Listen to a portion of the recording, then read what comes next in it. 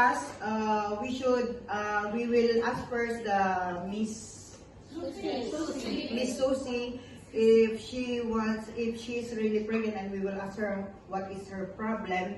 And then afterwards, after asking her problem, it's her own decision if she wants to go home, or I will ask her if she wants to come with us to go for the pathfinders.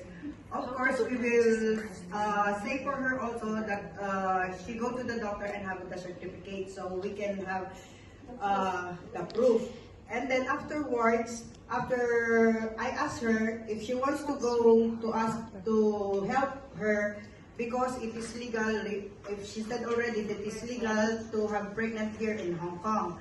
So, and then afterwards, after we have conversation, I will ask her if she want me to help her to go to Pathfinders, because so the Pathfinders can help her also and talk about more and tell her about more to have the detail to have how to be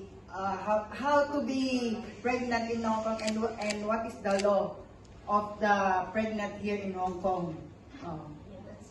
That's all. Thank you.